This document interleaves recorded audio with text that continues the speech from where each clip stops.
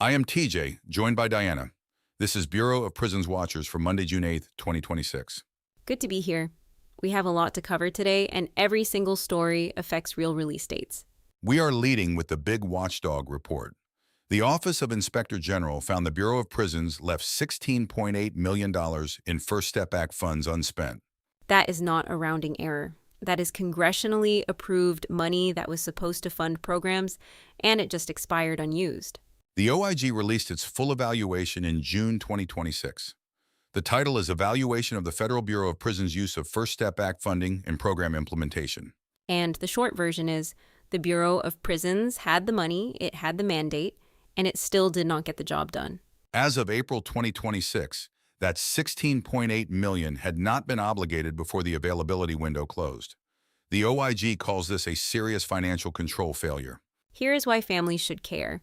That money was supposed to pay for programming that directly determines whether someone earns FSA time credits. No programs means no credits. No credits means no early release. The dollars sitting idle are not just a budget problem, they are a human problem. And this is not the first time we have covered program shortages. Institutions have been reporting waitlists for RDAP and other recidivism reduction programs for years. The OIG also released its semi-annual report to Congress covering October 2025 through the spring of 2026 alongside this evaluation. The announcement came May 28, 2026. So what does this mean for someone sitting inside right now? It means the delays you are experiencing getting into programs are documented at the federal watchdog level. That matters for attorneys. If a client cannot get into a program because it is not available at their institution, that is now supported by an OIG finding. Families should ask their loved one which programs they are enrolled in, which they are waitlisted for, and how long they have been waiting. Document everything. Attorneys can use the OIG report to push back if a client is being denied credits due to program unavailability. That is the Bureau of Prisons' fault, not the incarcerated person's fault. All right, story 2. This one is actually good news for some people. The First Circuit Court of Appeals ruled on April 28, 2026, that FSA credits can begin accumulating before someone even arrives at a Bureau of Prisons facility. This is a significant ruling. Before this, the Bureau of Prisons counted FSA credit eligibility from the moment someone arrived at a federal institution. But many people spend weeks or months sitting in a state jail or county facility waiting for a transfer. Under old Bureau of Prisons practice, that time counted for nothing. The First Circuit said that is wrong. If you are a federal inmate being held in a state facility while waiting for transfer, your FSA clock can start ticking. Law 360 reported on the ruling, and it was cited by legal news outlets in early May. This is a real decision with real implications. Now, the First Circuit covers Maine, Massachusetts, New Hampshire, Rhode Island, and Puerto Rico. That is its jurisdiction. This ruling is binding in those districts. But other circuits may follow, and attorneys everywhere should be looking at clients who spent time in state custody before federal transfer to see if credits were miscalculated. If your loved one sat in a county or state facility for 30, 60, 90 days before going federal, there could be FSA credits that were never applied to their account. That could mean an earlier release date. Attorneys need to pull the timeline and check the math. This is exactly why accurate credit calculation matters so much. Speaking of calculation, visit FSA4U.com if you need to run the numbers. We will mention that again at the end, but keep it in mind as we talk about these credit issues. Story 3 is not good news. The Supreme Court ruled in Rutherford v. United States in May 2026, and it closes a legal path a lot of people were using.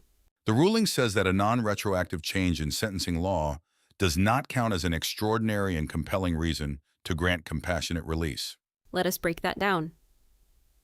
When Congress changes a law and says the change applies only to future cases, that is non-retroactive. People sentenced under the old law stay under the old law. After the First Step Act passed in 2018, many people started arguing. The law changed, the punishment would be different today, so please reduce my sentence now. Some courts agreed, some did not. The Supreme Court has now settled it. A law change alone, if it is not retroactive, does not get you compassionate release. The legal citation is 18 U.S.C. 3582 CC 1A. That is the compassionate release statute. The High Court just narrowed how it can be used. This does not eliminate compassionate release entirely. Medical conditions, age, caregiver situations, and other extraordinary circumstances still qualify. But if your motion was built primarily on the argument that your sentence would be shorter under current law, this ruling is a direct hit to that argument. Attorneys with pending motions that rely on sentencing disparity as the main argument need to revisit their filings immediately. The legal landscape just shifted. And before we go to our final story, here is a quick Know Your Rights update. The Bureau of Prisons reversed its halfway house cuts from early April 2025. If your loved one's halfway house placement was reduced or pulled back because of that short-lived April 2025 policy, it should have been restored. The Bureau of Prisons says previously approved placement dates are being reinstated, but do not assume that happened automatically. Verify it directly with the case manager. Call the facility, write the case manager. If the placement was not restored, push back in writing and involve the attorney if necessary. Now, the Fourth Circuit has also weighed in on FSA credit eligibility. If any part of a combined sentence involves a disqualifying offense, the entire sentence may be ineligible for FSA credits. This is a strict reading, and it is the law in the Fourth Circuit, which covers Virginia, West Virginia, Maryland, North Carolina, and South Carolina. If someone has a combined sentence involving any offense on the disqualifying list, they need an attorney to review that specific situation before counting on FSA credits. Do not guess on this. The Fourth Circuit ruling is clear, and the consequences of miscalculating are real. Let us bring it all together. Today we covered 4 major developments, and every one of them touches release timelines in some way. The Bureau of Prisons left $16.8 million in FSA money unspent. Programs suffered. That is documented now and can be used in legal arguments. The First Circuit said FSA credits can start accumulating while someone sits in state custody before federal transfer. Some people may be owed credits they never got. The Supreme Court narrowed compassionate release by ruling that non-retroactive sentencing changes do not qualify as extraordinary and compelling reasons. And the Fourth Circuit continues to take a strict line on FSA eligibility for anyone with a disqualifying offense in a combined sentence. If you're an attorney, a family member, or an advocate, all of this information is relevant right now. Do not sit on it. If you need help calculating FSA credits, collide dates, or RDAP timelines, visit FSA4U.com, the only calculator that actually gets it right. And if this show has been helpful, please subscribe and leave us a review. It helps families just like yours find us. Thank you for listening. These are real people, real families, and real lives. We will be back tomorrow with more. Stay informed and stay strong.